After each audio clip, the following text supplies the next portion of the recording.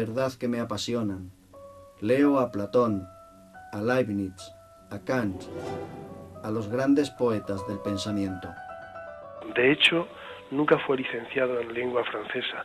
Se licenció en filosofía en 1918, estando por sus tierras, en la Baeza, donde él pasa los días recién enviudado, voy a decir con todo el cariño, con su Santa Madre, que siempre le acompañó, que le acompañó hasta su tumba.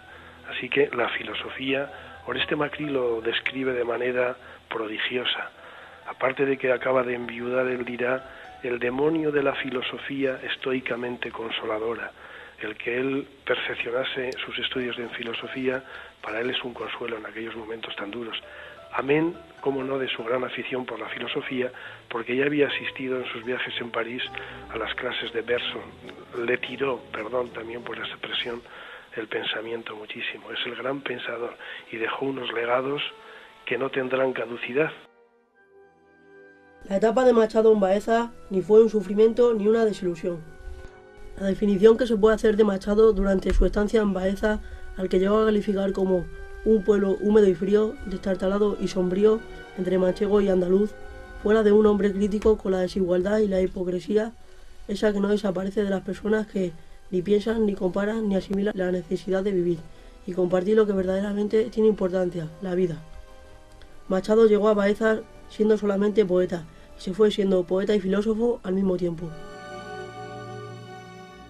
Enviámosle nuestro más afectuoso saludo, y mucho celebraremos que encuentre grata su estancia en esta vieja ciudad castellana, donde seguramente hallará motivos de inspiración. Se esperaba de él lo imposible, que Segovia fuera una segunda Soria.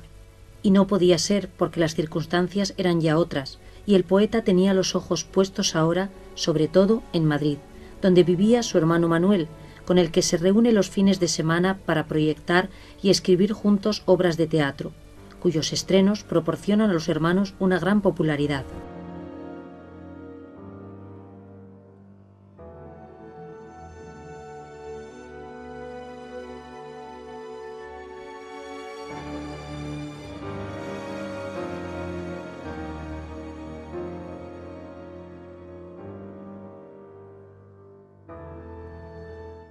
A principios de junio de 1928 ocurre el milagro. Antonio Machado conoce a la poetisa madrileña Pilar de Valderrama, que con 39 años llega a Segovia con una tarjeta de presentación para el poeta. Valderrama es ferviente admiradora de la poesía de Machado. En su autobiografía póstuma, Sí, soy Guiomar, Pilar de Valderrama recuerda: le leía con tanta frecuencia que yo, que nunca tuve en la memoria ni los versos míos, me sabía los suyos de tanto repetirlos en silencio. No puedo expresar la emoción que tuve al encontrarme con él y estrechar su mano. Era el poeta tan admirado el que estaba ante mí, con su desaliño, sí, pero con un rostro bondadosísimo, una frente ancha y luminosa, una cabeza, en fin, admirable, sobre un cuerpo alto, desgarbado y poco atractivo. Al verme no supe qué pasó por él, pero advertí que se quedó como embelesado, pues no cesaba de mirarme y apenas habló para decirme cuánto sentía estar tan ocupado con los exámenes, que no podía acompañarme ni atenderme como sería su deseo.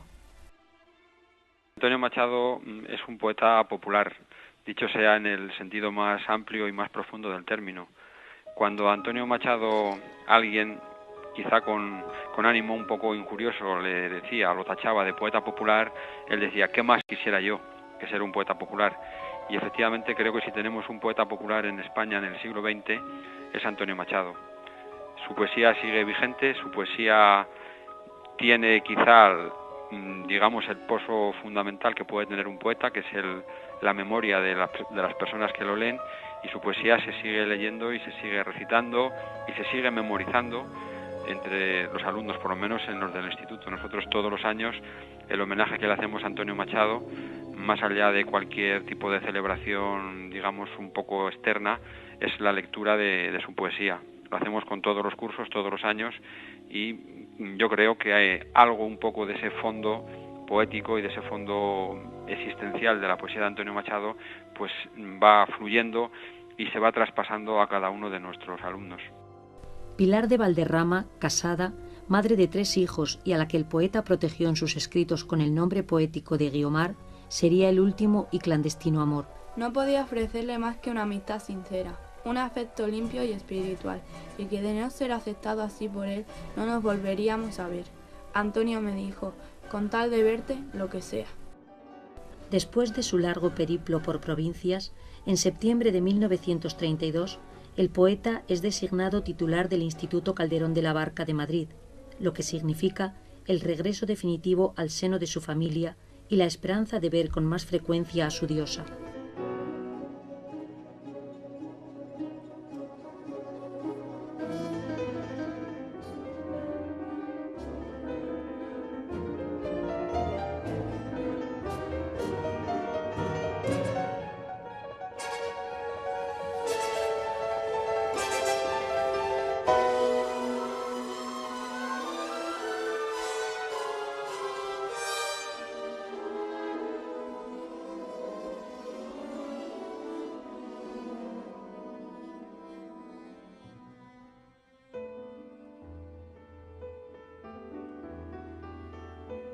Querido y admirado poeta, hasta la noche de ayer no pude ver su magnífica tragedia Bodas de Sangre. Tuve la satisfacción de unir mi aplauso al de un público tan numeroso como entusiasta. Bravo, y a otra, siempre suyo. La situación en Madrid empeora de día en día. Las dificultades para acudir a nuestro café aumentaban, sucediéndose las revueltas callejeras y los atentados personales, y más en aquellos barrios populares donde se hallaba el local, siendo un peligro andar por ellos solo al anochecer.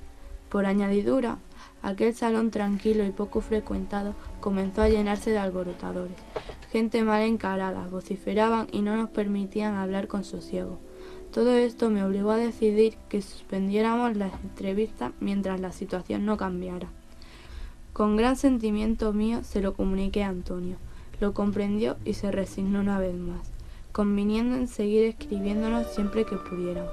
Sus cartas no me faltaban puntualmente cada semana. Yo iba a recogerlas con la mayor ilusión a casa de mi amiga María.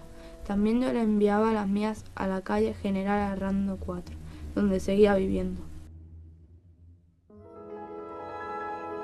Antonio Machado cree noblemente en la capacidad regeneradora de la República, pero el golpe de Estado de julio de 1936 frustra aquella utopía.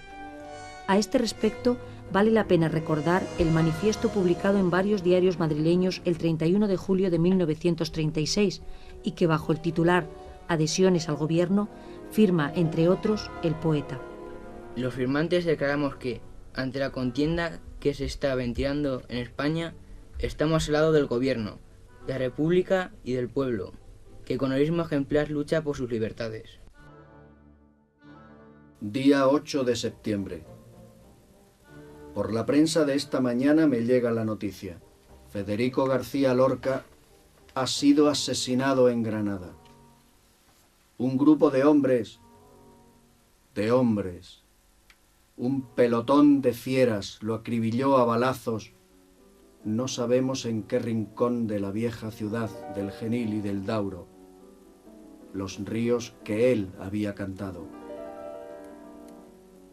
Pobre de ti, Granada, más pobre todavía si fuiste algo culpable de su muerte, porque la sangre de Federico, tu Federico, no la seca el tiempo. Sí, Granada, Federico García Lorca era tu poeta. Lo era tan tuyo que había llegado a serlo de todas las Españas, pulsando tu propio corazón. Aislado en Madrid, la guerra lo separa para siempre de dos de sus seres más queridos. Su hermano Manuel, que había sido sorprendido por la sublevación en zona franquista, y Pilar Valderrama, que se encontraba a salvo en tierras portuguesas.